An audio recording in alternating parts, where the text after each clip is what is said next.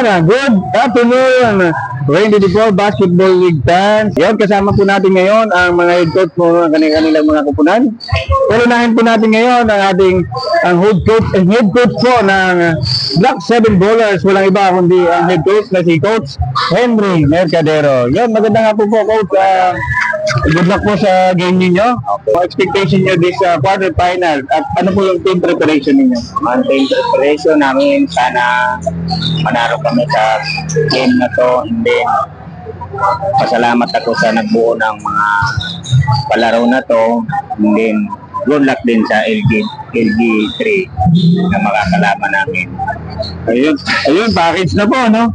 Pero mayroon pa, no? Bang tanong ko, ano po yung advantage ninyo sa tingin mo sa LG3 at saka ano rin yung disadvantage ninyo? Ayun, sana magawa namin yung depensa namin para sa kalaban namin LG3. Sana manalo kami sa laban na to. Yung Coach, lastly Coach, meron ka bang gustong i-shout out, batiin, or i-promote po? Ano po? Bati ko lahat yung nagbuo ng mga paliga na to, and then sa lahat ng management ng paliga na to. Good afternoon sa inyo lahat. Sana pagpatuloy niyo yung mga palaro na to para sa mga kabataan. Lang po. Yun. Once again, Coach Henry, maraming salamat po. Good luck po sa game ninyo. So, sabi naman natin ngayon ng head coach po, ang Mr. MVP po ng buong Marikina dahil siya po ang naging reigning MVP po. Siya yung walang iba kundi si Justin Ace. Kilalang kilala po yan sa Marikina. Well, Coach, ano po yung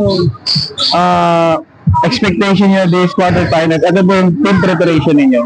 Ang expectation ko po siguro sa laro na to ay sobrang magandang laban po ito kasi mas yung laban na to. At yun rin po ang kalaban namin na siguro mga condition rin to kasi mga taga dito to coach Ang comfort advantage, ano? Wala kaming naging preparation coach dahil kanya-kanya to dahil kandidato to siguro okay na yun kahit na nag-ensayo namin sila siguro sa reservation nila lang yung preparation natin. Well, kanina, tinanong ko yung advantage. Ngayon, tatanungin kita ko, ano bang advantage mo sa tingin mo at saka yung disadvantage? Siguro ko siyang advantage siya dito yung ng mga bata, yung experience nila kaysa sa mga dito. Kasi itong mga player ng kinuha ng LG3 coach ay mga naglalaro na sa ibang lugar. At ang disadvantage namin siguro dito, coach, wala kaming training. Kahit isa, hindi na tayo training. Pero, ibigay pa rin namin best tayo para manalo sa O yan, dapat makapitalize nyo mamaya yung yung paglalaro nila sa ibang lugar. Opo. Well, Coach, ano pong mensahe nyo sa kabilang kupunan, sa Black 7 Ballers? Ang mensahe ko lang po sa kanila, galingan po nila. Lang po, walang sakitan kasi ito lang basketball nga coach. Coach lang, ano?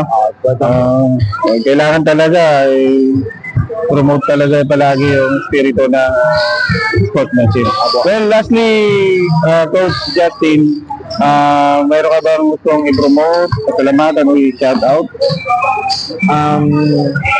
Shout out to sa Magic 7 dahil sa pagtulong mo sa paliga na to kay Coach Greg na walang sawang sumusuporta pa rin sa Barangay Tuwana dahil na nagpaliga ng Bondon.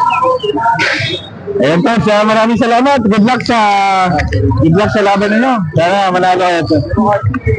Thank you all for watching.